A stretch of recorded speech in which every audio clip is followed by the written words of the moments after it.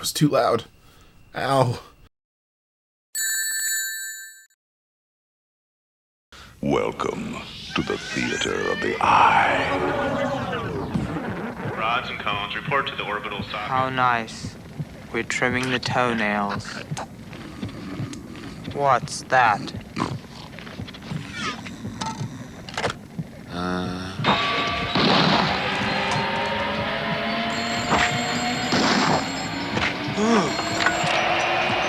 Optic nerve. This is the brain. What's going on down there? The eardrum's going off! Go get help! We're having a breakdown, we're having a breakdown, we're having a breakdown, having a breakdown, we're having a breakdown,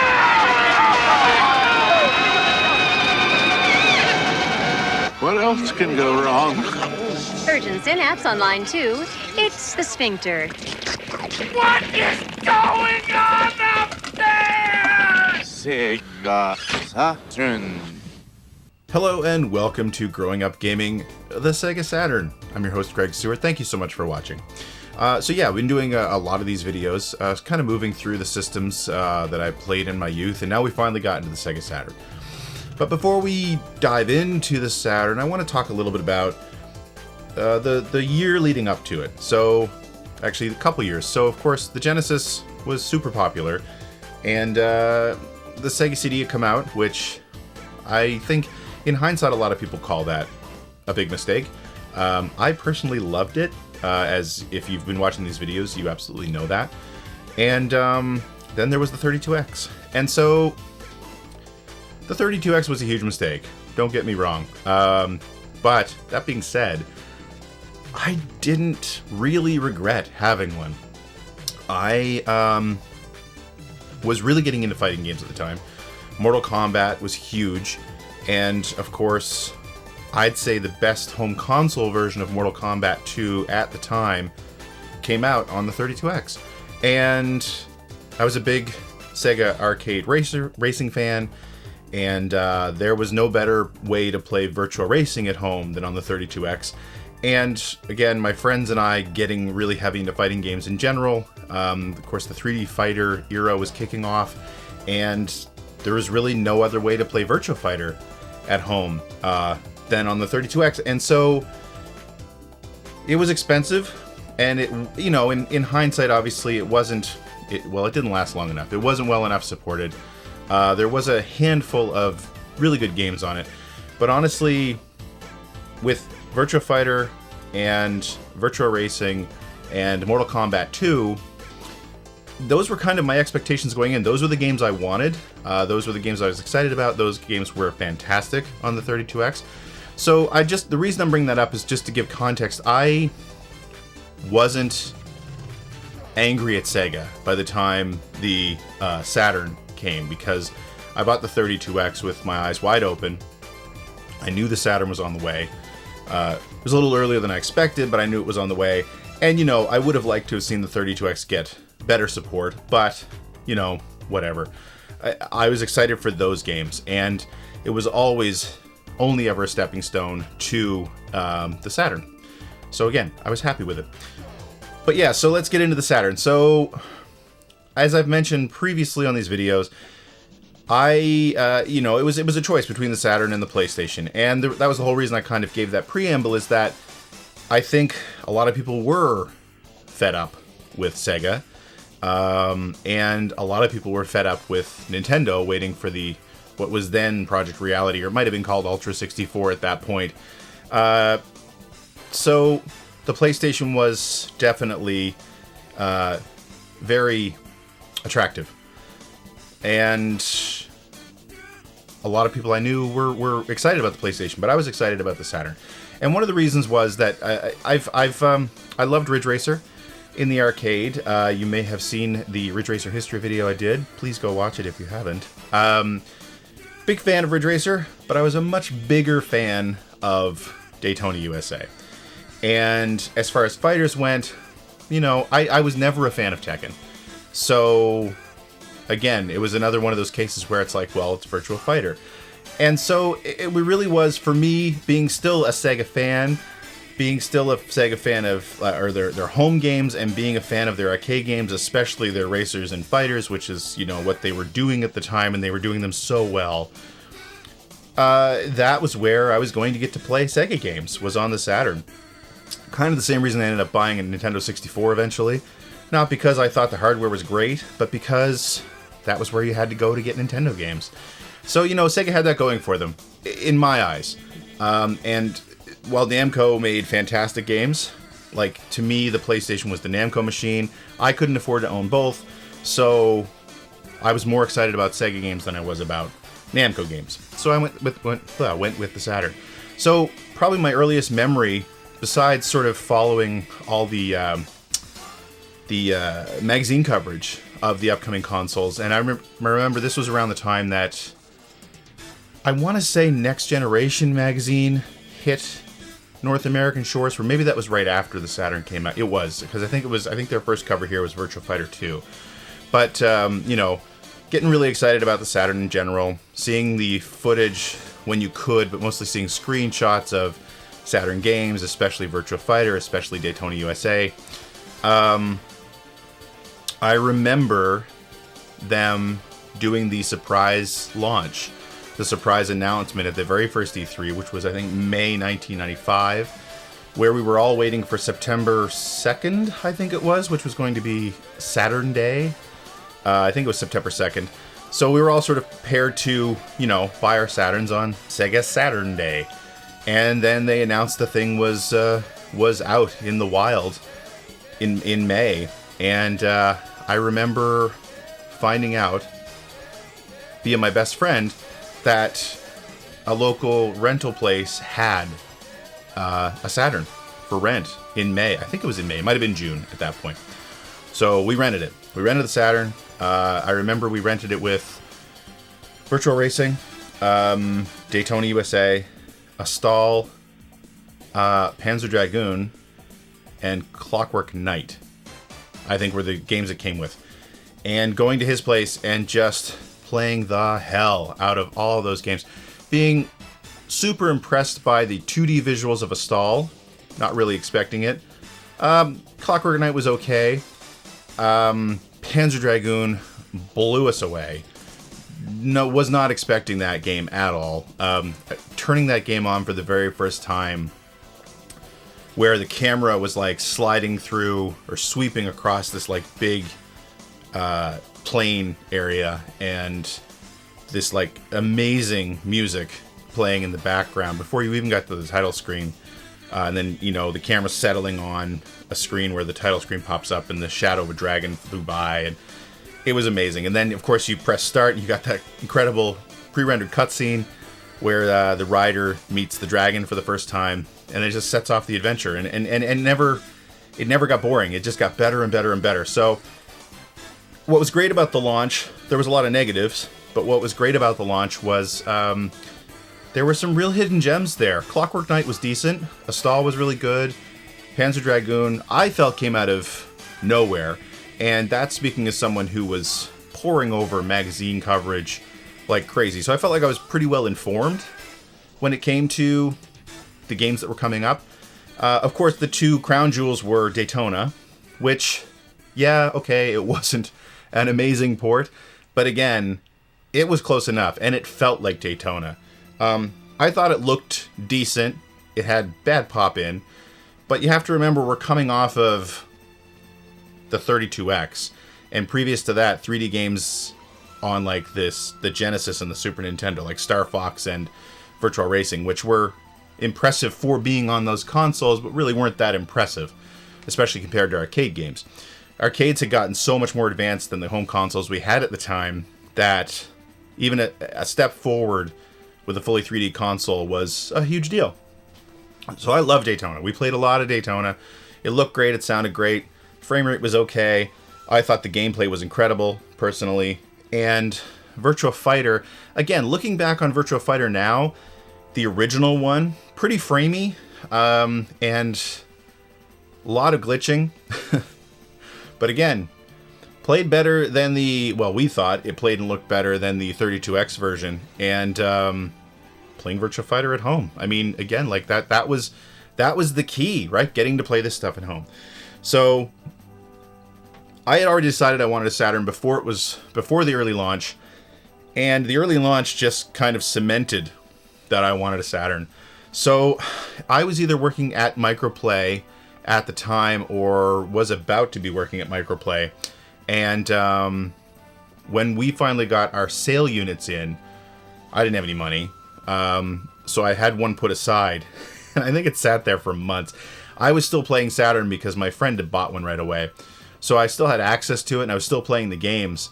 But I remember the Saturn box, and I probably still have it in this closet over here, with my name on it, like held for Greg, sitting behind that counter. If for what felt like months, it might not have been months, it might have only been weeks, but it felt like forever. Until my boss finally said, like, just take it home. Take it home. You can pay it off in installments, but I want it out of here. So I got my Saturn. And so yeah, we were pretty much in. My friend and I were pretty much in right from May 1995. And those launch games held us, thank goodness, because that early launch was a mistake for a lot of reasons. One of the biggest mistakes, though, was that everybody was aiming to have their games ready for September of 1995. And so from May through September, I think there was one game that came out. And I'm not sure I covered all the launch games there. I think Soccer was also in there, and there were other ones too. I don't really remember. But I remember the only game of consequence coming out in the next few months was Bug, which was, I forget who made that game. I want to say, not Team Andromeda. Anyway, whatever team it was, Bug was okay. It was just a 3D platformer. It was interesting what they were trying. It was a 2D game, but in a 3D world where you were just stuck on these paths. But as someone who was excited about their shiny new Saturn, that being the only game to play for months was pretty disappointing. And in hindsight, it wasn't a great game. It was okay. It wasn't a great game, though. So, yeah, that was disappointing. But then the PlayStation came out and set the world on fire. Nintendo was still delaying the Ultra 64, and so it became apparent, like within 6 months, that in North America the Saturn was in trouble. From a sales standpoint, the PlayStation had tons of momentum. It was super popular. It sold great right out of the gate. It was $100 cheaper. It did have great looking games. It had Ridge Racer. It was going to get Tekken. It had Toshinden, which I didn't think was a fantastic game, but it looked really good. It had the promise of like Wipeout coming and stuff like that. And so it was kind of disheartening, but it was clear by like late 95 that the Saturn was maybe not necessarily in trouble, but Sega was the underdog. Big time. But again, as someone who was a Genesis fan in like 1990, I remembered Sega being the underdog, and I remembered them overcoming it, so I kind of always held out hope that was still going to be the case. And honestly, late 95 didn't change my opinion, because, again, I'm trying to get these dates right, but I think, like, first of all, we got Virtua Fighter Remix, which was like a texture-mapped version of the original Virtua Fighter on the system, but also very majorly updated as far as performance went, and you got that for free. You could mail away for that for free. And then you got, I think 95 was Virtua Fighter 2, Virtua Cop 2, or maybe it was Virtua Cop, I don't remember which, and Sega Rally. And that was when it became clear that, to me, that the Saturn could really perform, especially in Sega's hands. What we were going to learn, through the years following that, the next two to 3 years, was that it seemed like Sega was one of the only companies that could make the Saturn sing. And when Next Generation magazine came out, I think the very first issue that came out here with Virtua Fighter 2 on the cover was an interview with Yu Suzuki. And he pretty much said exactly that in the interview. It's just that, the Saturn was super powerful, but you had to work really hard to make it perform. And it became clear over the ensuing years that the amount of effort required to do that and the generally poor sales of the console relative to the PlayStation meant that it wasn't worth making the Saturn perform for most third-party publishers. But for Sega, of course, it was very important. And over again, Sega's arcade releases, Sega's 3D releases, were just incredible. And that kind of kicked off with, to me, Virtual Cop, Virtua Fighter 2, and Sega Rally. Sega Rally playing behind me there on the TV. I remember when all those came out. I mean, they were such a huge leap forward over what we'd gotten at launch. And again, just kind of gave me hope anyway that I hadn't made the wrong decision. I was getting amazing arcade ports of great games from the company that I wanted to play. Sega Rally in particular, an absolute masterpiece, still super playable today. I was living, when we finally got that game, I was living on my own for the first time with some roommates, and we were absolutely in love with that game. We would sort of alternate.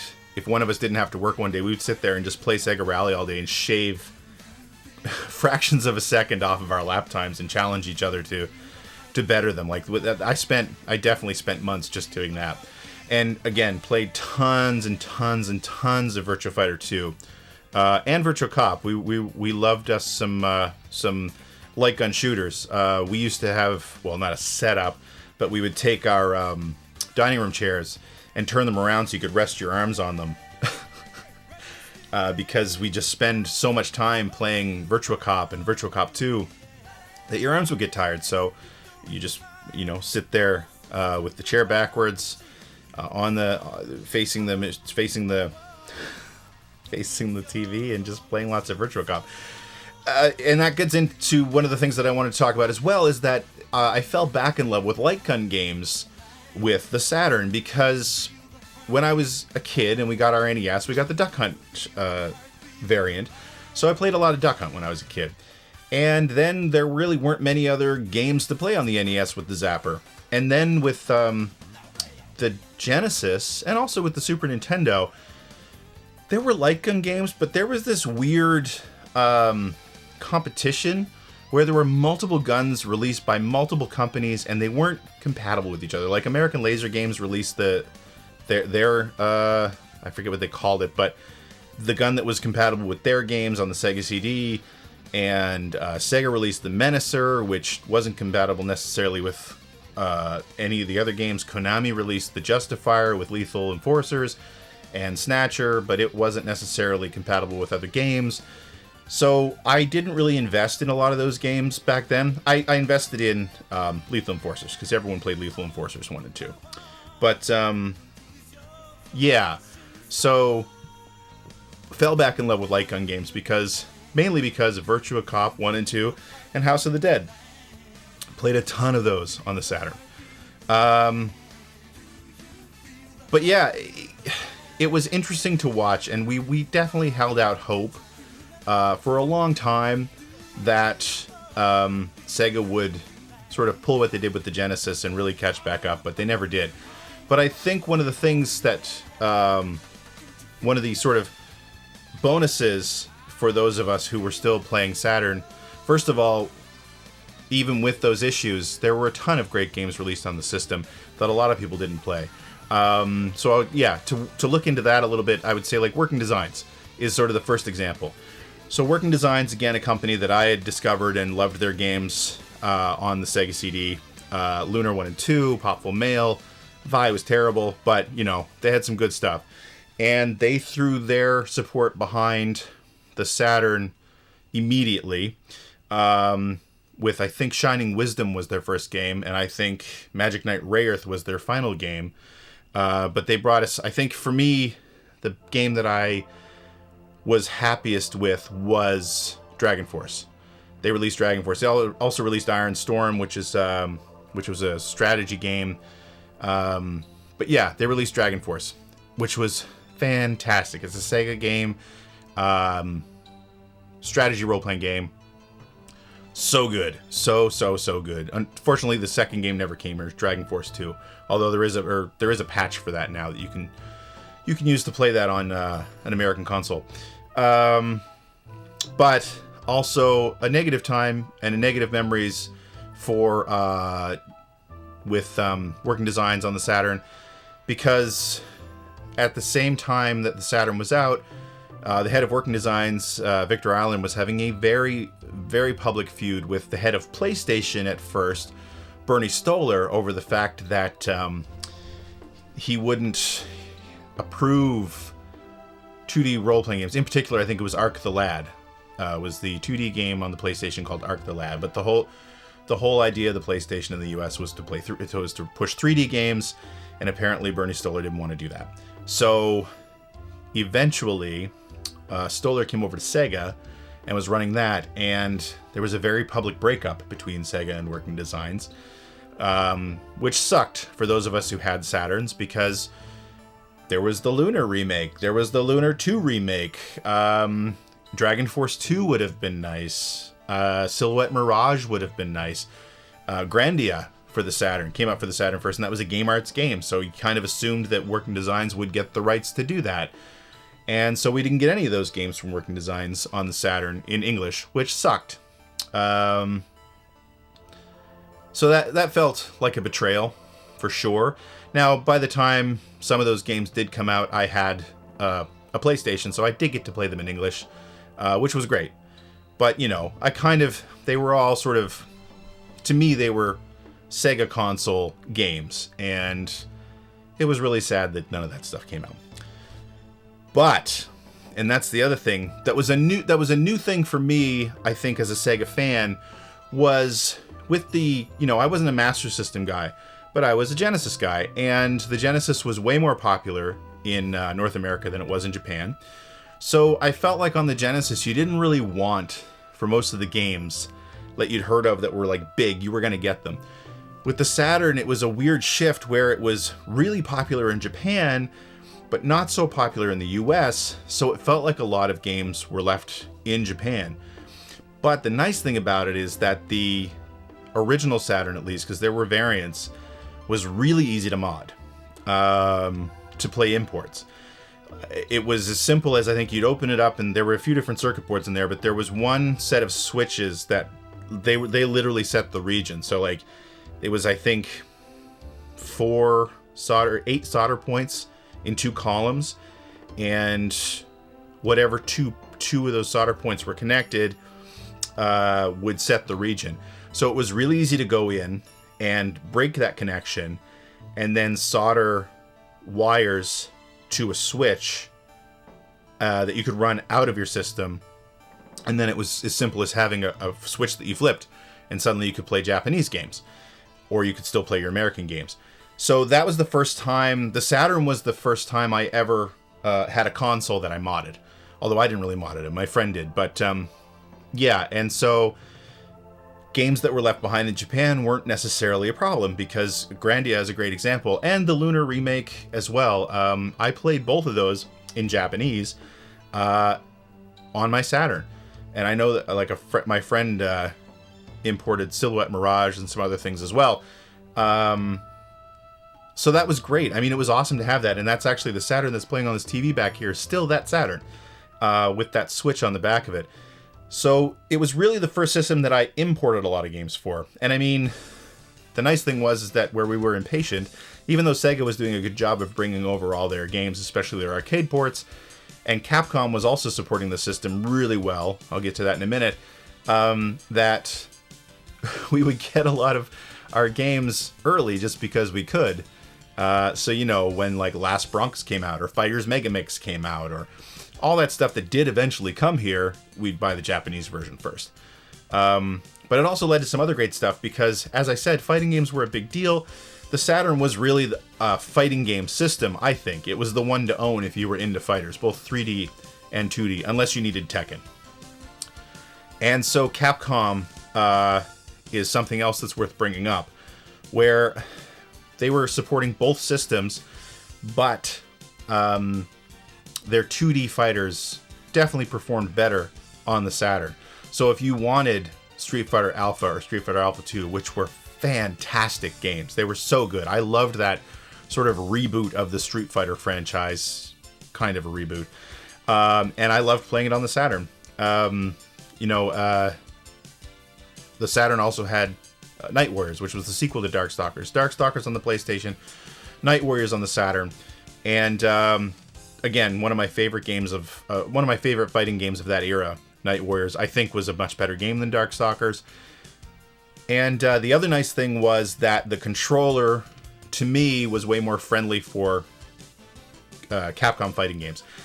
For the same reason that I liked Street Fighter II on the Genesis, I liked playing Capcom fighting games on the Saturn, because the Genesis 6 button had the 2 rows of 3 buttons, just like you would find in a Capcom arcade cabinet. And the Saturn had 2 rows of 3 buttons, along with shoulder buttons on its controller. Plus, it had that great D-pad that you also found on the Genesis 6 button, which I found very comfortable. So I found it really comfortable to play fighting games, especially 2D fighting games of the Capcom and SNK style, using that D-pad. Now, I should call out that when the system first came here, Sega, for some reason, decided to change the controller, and the original controller that came out with the Saturn was god-awful. The D-pad was terrible. It had these weird protrusions at the end of each of the cardinal directions that made it really hard on your thumb. It just sucked. And the controller was just like light, and it felt cheap. It felt like it would break easily. But luckily, Sega seemed to see the error of their ways there, because the Japanese Saturn controller was fantastic.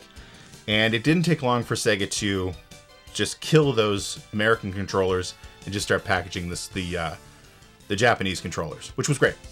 And they were fantastic for fighting games. And then the other thing, staying on the fighting game tip, that the Saturn had that made it even better for 2D fighters over any other console in the late 90s was that the Saturn had the cartridge port. So the cartridge port on the system, I remember early on people seeing that and thinking, oh, that might mean backwards compatibility with the Genesis, which maybe it originally was. I don't know.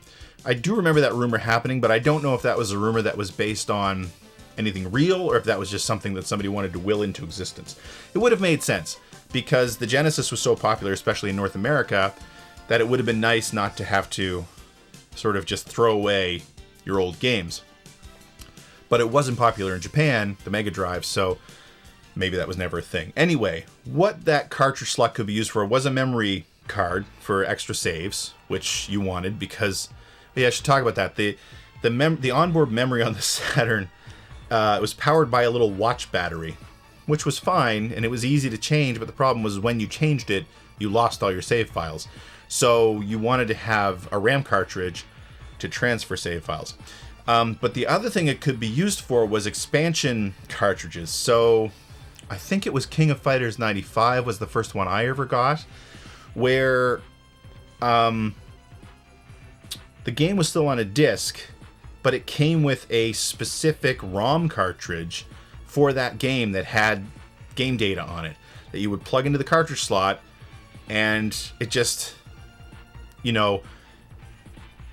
those systems were the fighting games were limited, especially the 2D fighting games were limited based on how much memory could be held in the system RAM. So like everything would load up for a round and then you'd fight.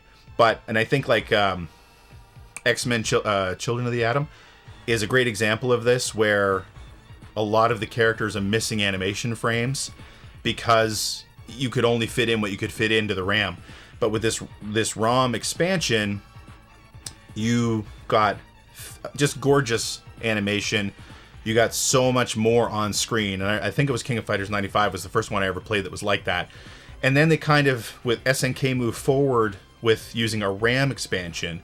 So they weren't game specific for their fighting games, but they could be used on their fighting games and some other games to just give you that little boost.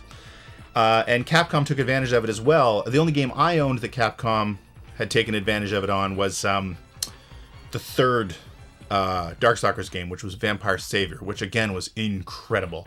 So good.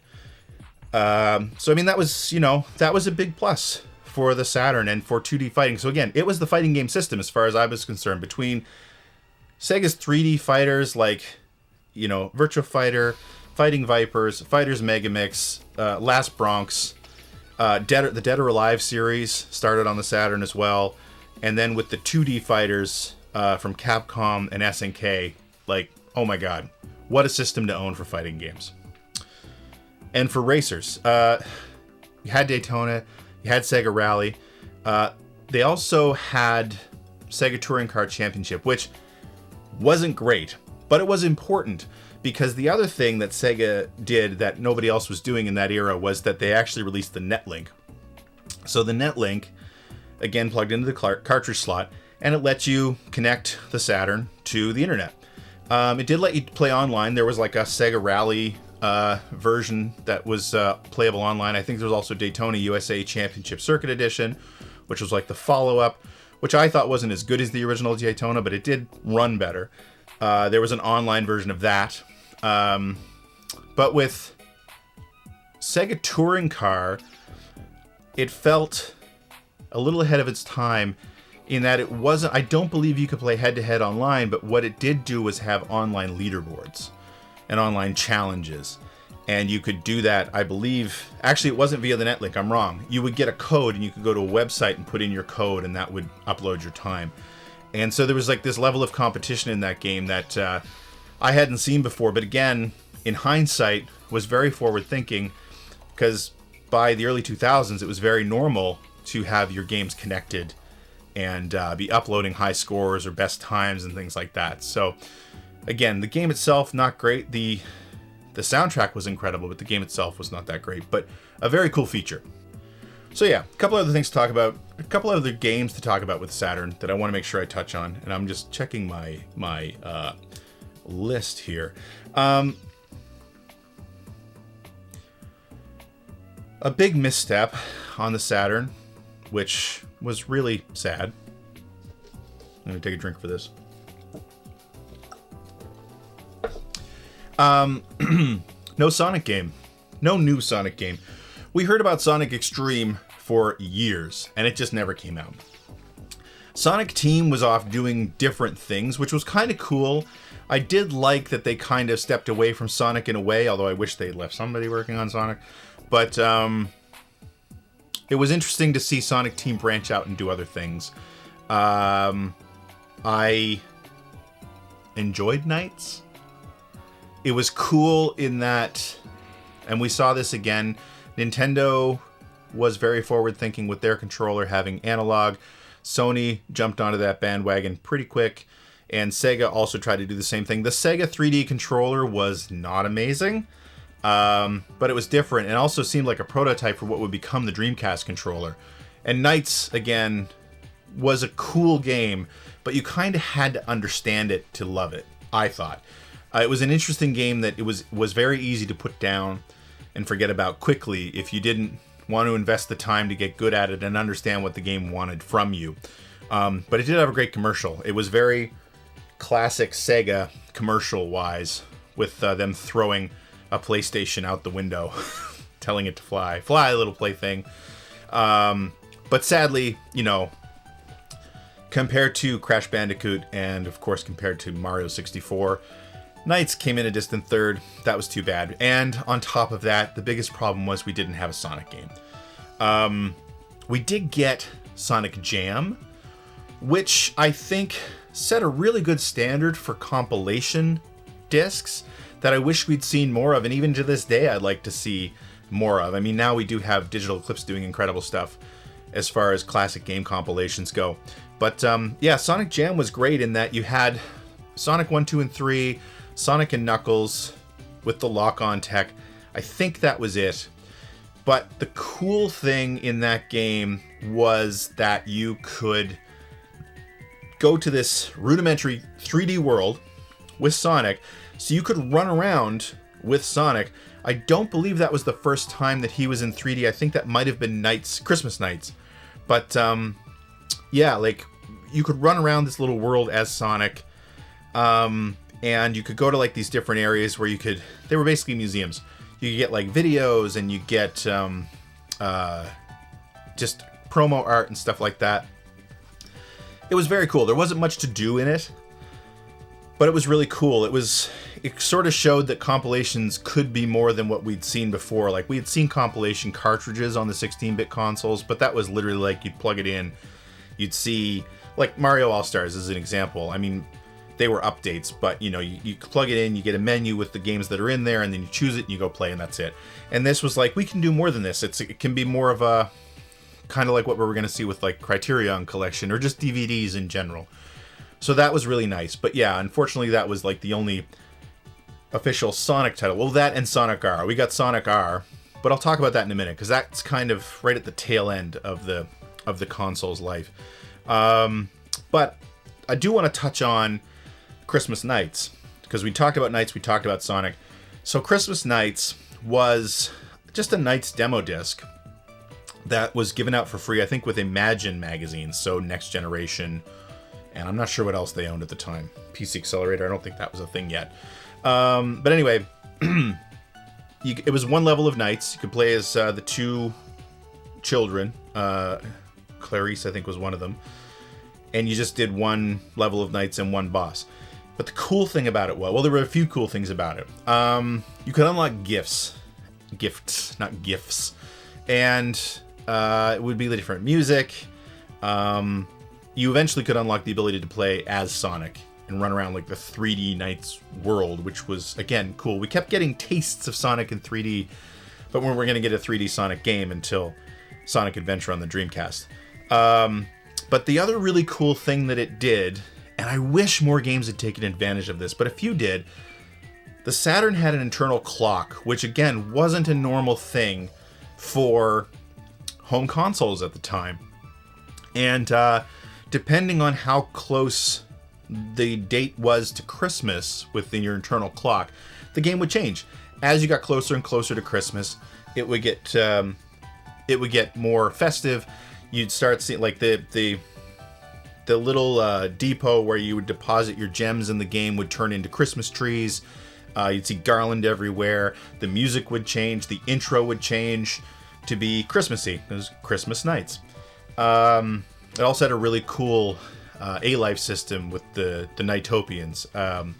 But yeah, as far as the clock is used, there were a few other games that did that. One of them was Steep Slope Sliders, which was Sega's snowboarding game, where you could set it so that the different mountains were placed geographically all over the world. And you could set the game so that wherever you went, whatever time of day it was in that part of the world, that would be the time of day you played in. So like if you were playing in broad daylight in North America, but the mountain you were going to is in like the Swiss Alps or something like that, it would be dark. If it was dark, where are the Swiss Alps? In Switzerland? I don't know. I assume Swiss. It would be dark there. It would be dark in the game. Very cool. Clockwork Knight also took advantage of that. The second game, I think, would change its title screen based on the season. So it was an interesting feature that wasn't really taken advantage of as much as I would have liked to have seen. But again, you're on a console that's not really doing very well, so it was a shame. But yeah, another interesting feature that was on that system that should have been taken care of. So we need to talk about Game Arts for a minute as well. Game Arts had made a name for itself, at least in my opinion, on the Genesis and especially the Sega CD with the Lunar games. They really did great. They supported the Saturn in a wonderful way. We had the Lunar remakes. We had Grandia, which was this huge sweeping role-playing game that I absolutely adored, with this wonderful orchestral soundtrack, fully 3D, again, in the Saturn, in an era where we were being told the Saturn couldn't do good full 3D games. And it did eventually come out here on the PlayStation because, again, Sega didn't release Grandia here, and Working Designs wasn't doing Saturn games anymore. But Game Arts did some fantastic stuff. Also want to talk about Treasure. Treasure did some fantastic stuff on the Saturn. Again, sadly, a lot of it left in Japan. However, we did get Guardian Heroes. So, of course, Treasure made their name on the Genesis with Gunstar Heroes, which was just a killer game. Guardian Heroes was a 6-player, I believe, beat-em-up. 2D beat-em-up. Again, taking advantage of the 2D chops of the system, like nobody else was. And just an incredible game, something you should definitely play. It plays well with 1 player, it plays well with 2 players. 6 players was a little chaotic, but man, was it cool. And for me, for Treasure, the other real standout title was Radiant Silvergun, one of my favorite shooters. Sadly, never was released here, although it has been released in North America on other consoles. I think the Xbox 360, like the Xbox Live version, is out there now. But yeah, like, just incredible stuff. I think they also did Silhouette Mirage, which I wasn't a huge fan of personally, and we did finally get on the PlayStation. But they just always made such cool, creative games. It was so much fun to see what they were going to do next. But 2 of the best games on the system, Guardian Heroes and Radiant Silvergun, for sure. And there's one other company, before I kind of get into wrapping this up, one other company that I really want to call out, because again, I keep going back to this, but it was a thing. We were told, like, we were sort of, the press, I shouldn't say we were told. The press was hard on the Saturn, because it didn't perform, it didn't do 3D games generally as well as the PlayStation. I still say that that had everything to do with that it wasn't worth, like what Yu Suzuki said, that it wasn't necessarily worth doing the games as well on the Saturn because it was more difficult to do. For lower returns. But there was one company in particular that I want to call out besides Sega, which was doing fantastic 3D games, and that was Lobotomy Software. They did a game called Power Slave, which was called Exhumed in other parts of the world, but in North America it was called Power Slave. And it was a 3D first-person shooter that was sort of ancient Egyptian themed. Really good, really solid. Like, it looked fantastic. It played really well. It didn't have like a lot of dancing textures. It didn't have a lot of texture seams happening. They really killed it, and I believe it was on the power of that game that they ended up working on Quake for the Saturn, which again is way better than it has any right to be, and Duke Nukem 3D, which is the way I played Duke Nukem 3D back in the day for the Saturn, both released by Sega. And it was cool because they also had this thing where the system would check and see if you had saves from multiple Lobotomy Software games. And if you did, it would unlock this game called Death Tank, which was basically Worms. It was just, you and another player lobbing missiles and things at each other on fully destructible 2D worlds. But it was fun to play. But anyway, yeah, like the Lobotomy Software stuff, I've gone back and played it. Quake played them, I should say. Quake, I feel, doesn't hold up as well because it is pretty muddy looking. Quake was a very dark game. But man, Duke Nukem and Power Slave both still look incredible. And then, so getting near to the end of the life of the system, things were falling apart. When Bernie Stolar took over, he famously said the Saturn is not Sega's future.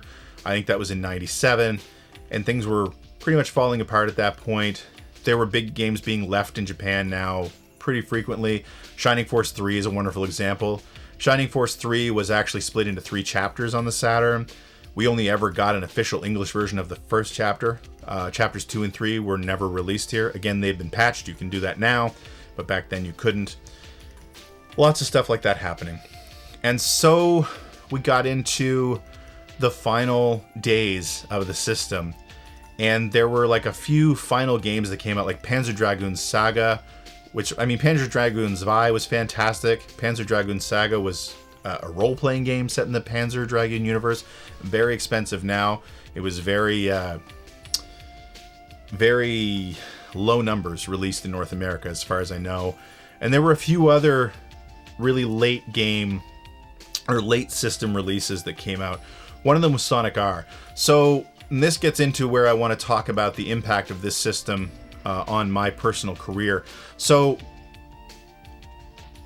right around the time, well, while the Saturn was an active system, and while it was my system of choice, was also the time that I was starting to get online very frequently. I didn't necessarily have a computer at home at first that I could use to get online, but I was university age at that point, and you could go to the university that I was going to. You go to the computer lab just to get on the internet. This was back when getting on the internet had everything to do with where you were physically. If you were in a computer lab or if you were at home at your PC, it's not like now where we're all carrying the internet in our pockets. But yeah, like a lot of my online time at first was spent on Usenet, which was just a message boards where I found the Rec Video series of message boards. So Rec Video Games Sega, Rec Video Games Nintendo, and got on there and started interacting with people there, spending a lot of time on that, and also just sort of sifting around different Saturn fan sites, because that's where you got your information that you didn't get out of the magazines. It was, it was the internet, so you sometimes got these rumors a lot faster. One of the main ones I remember is Dave's Sega Saturn page. There was another one that I can't remember the name of right now. But anyway, got on Usenet, spent a lot of time on Usenet, interacting with people, arguing with people about video games, interacting with Victor Ireland. Victor Ireland from Working Designs was very active on Usenet back in the day. I will give that to him. He was really great with dealing directly with his fans. But that was where I ended up getting the opportunity to start writing for a fan site. So writing, I consumed video game magazines at a ridiculous rate, because that's how you got your information, right? You poured over screenshots and every word you could find and every tiny little camera shot that they would show. I read Game Fan front to back every month. EGM wasn't so much on Nintendo Power anymore at this point. Next Generation, when it came out, those were probably my go-tos. The odd edition of Game Pro and stuff. And, European magazines when I could get my hands on them. And I remember, I think it was Game Fan in particular, because I loved Game Fan's vibe. They were very pro Sega, which I loved. And I just loved how excited they were about games. I felt like EGM in the mid-90s, they were starting to get a little bit down on games, and they weren't really big into Sega at that point. And so the vibe of Game Fan really hooked me. And I think it did for a lot of people. I think that's what Game Fan had going for it. It really did. That and great screenshots. But I remember thinking, because I was a pretty decent writer, I remember thinking, like, this is something I want to do. I think I can do this. I think I can, being a brash early 20-something, I can do this better than what I'm reading. And, but I didn't know how to make that happen. Being from Nova Scotia, those magazines were all made on the other side of the continent. It didn't feel like that was something I was ever going to get a chance to do. I didn't know how to get in touch with any of those people. I didn't know what the process would be. And even if I could, I didn't know that freelancing would be a thing, because back then, if you didn't have a computer, which I didn't, how were you going to do it? Were you going to mail them articles? But that's when I started discovering fan sites. And on Usenet, I started discovering fan sites. And the very first fan site I ever worked for was called Daily Gamer, which wasn't a Saturn fan site, but it was very Saturn focused. And so that's why I say that the Saturn, my love of the Saturn, was kind of what led directly to my career as part of the games media. Because my first fan site job was to write Saturn reviews. And that led directly to us being picked up by Gaming Enthusiast Online, which is where I met Sam Kennedy, which is where I met Brady Fichter, which is where I met Pete Bartholow, and which is where I found my way to IRC and hashtag VidGames, which someday somebody has to do, and maybe I will, has to do a video or a podcast about the VidGames IRC channel, because that place was filled with Ziff Davis people. That's where I met John Riccardi and Mark McDonald and Chris Johnston. It had Game Fan editors in it. It had editors from all over the world. It had guys from Australia. It had guys from Europe. And the thing is that so many of the people from that channel went on to do things in the games industry. Big be players in the games industry. But that was my introduction. Me and Jim Cordera, who was also volunteering at Daily Gamer at the same time as me, also a big Saturn fan, and also still running Gaming Age to this day. I just saw it pop up today, actually, on, I think it was LinkedIn, that he's been working at Gaming Age for 27 years now. So the story I'm telling you now is, yeah, it's almost 30 years ago. But anyway, like, that's what it led directly to. I got onto IRC, I got into Gaming Enthusiast, Daily Saturn Gamer was dropped, Gaming Enthusiast was dropped, a bunch of us went and created Game Fan, which I've already done a video of with an interview with Sam Kennedy. I do hope you go check that out. If I remember, I'll try to link that here. But, yeah, that was all Saturn. That was all my love of the Saturn. I did eventually get a PlayStation, I got an N64, but I would say that the NES made me fall in love with video games. The Genesis just increased that. But my love of the Saturn and playing games on the Saturn is what led to me directly getting into the games media and eventually into the games industry. Going back to the Sonic R. Going back to the Sonic R story. So, by the end of the Saturn's life cycle, I was doing fan site work, which means I was starting to get sort of games sent to me for review and things like that. And I remember a day, and I'm trying to remember what the 3 games were. I think I got a package from Sega Canada, which was House of the Dead, Panzer Dragoon Saga, I think, and Sonic R. Sonic R was a racing game by Traveler's Tales. It wasn't very good, but it was interesting. It was literally Sonic and his friends running around these tracks. That's it. That's what it was. You were running around these tracks. There were secrets to unlock, and it was like a bit of a platforming thing, but it was mostly just Sonic and his friends racing each other around these tracks. Did not control very well. Didn't look amazing, but it was decent. It had an incredible soundtrack, and I remember getting the game, and at this point people weren't getting Saturn games very easily, because it really was on its last legs. And being amazed at the soundtrack. It was Redbook audio, which meant that you could just play it in a CD player. So I remember immediately, I played it probably for about an hour, immediately took it out, put it in a CD player, and ripped MP3s of the entire soundtrack. And just telling people on IRC, like, you've got to hear this. You've got to hear this soundtrack. I think it was by Richard Jacques. And, yeah, sending the MP3s to everybody. That was like a big Saturn memory for me. But, I mean, I could go on and on about the Saturn, just about its games. And there's probably lots of other stories that I could tell about my time with that system. It's, again, been another thing. Well, I mean, I could just... Hang on. I am going to go through a quick list of other games that I haven't mentioned yet. Just because... There are so many. Just going to bring my document back up. Burning Rangers.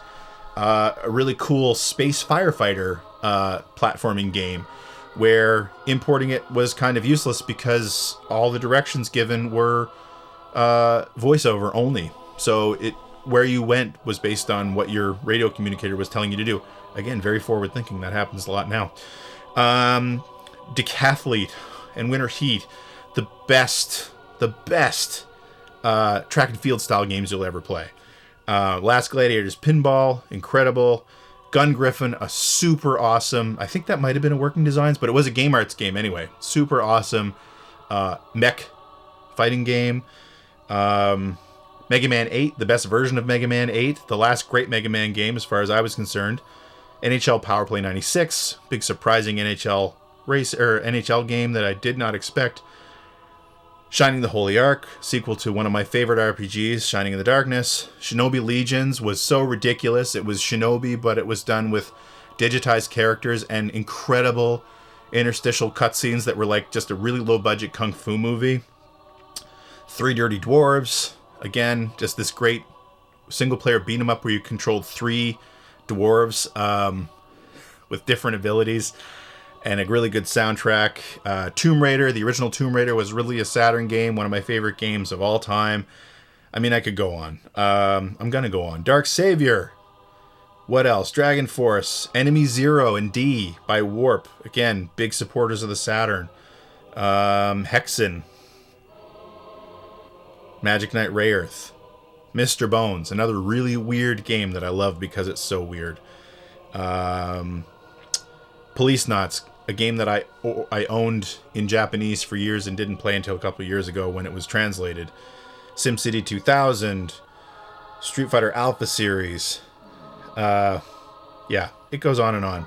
I'm going to stop there, though, because, again, I could talk about this system forever. It's one of my favorite systems. I think it might be my favorite system of all time. It's right up there with the PlayStation 2, anyway. But a super consequential system for me as far as my career. I'm getting into the games industry and getting out of the games industry. Didn't have much to do with the Saturn. But my love of the Saturn and its games definitely got me into the games media. That was really the jumping off point as far as I was concerned. And the fun thing about the Saturn was, even though its library was limited, if you were playing it at the time, you kind of felt like you knew a secret that a lot of other people didn't know because they were playing their PlayStations instead. And a system with just a fantastic library that not everyone was experiencing. And I kind of said this, I've said this previously about the Genesis, but I see this happening online as well now, and I find it very heartwarming, is that a lot of people are discovering these Saturn games now. And I personally love, because I stream on Twitch usually 3 nights a week, I love diving into a Saturn classic because most of my audience has never seen it. May not have even heard of it. Dragon Force was a perfect example of that. And when I played through it a few years ago, people in my audience just absolutely falling in love with that game, having never seen it before, having never played it before. So much of the Saturn library is like that. And it's so heartwarming to see people and, to show people these games and have them be as excited about them now as I was back when they came out in the mid 90s. Just to say like, hey, like this is this cool thing that I've known about for 20 years. I want you to see it and what you think of it. And what do you think of it? And it's almost always positive. So yeah, the Saturn, super underrated system. Was sad to see Sega go down. They burned very bright for a while and then kind of faded away. I mean, the Dreamcast was a last gasp, and we will get to that system in this series eventually. But for me, the peak Sega was the Saturn. The fact that they had their backs to the wall, they were doing the same kind of thing they were doing when they were trying to grow in the Genesis, which was just going weird, man. Let's just throw everything at it and see what happens. And it was cool. It was great to be part of that. It was great to experience it. But yeah, that's going to do it for this episode. Thank you so much for watching. Let me know in the comments, did you have a Saturn, or have you since gotten a Saturn or gotten into Saturn games and discovered any favorites? Something that I haven't mentioned here, because there are lots. Leave those comments down in the comments section below. I love that. These videos always create some great comments, some great discussions. In the meantime, stay safe, be kind to one another, and thank you so much. Goodbye. Can you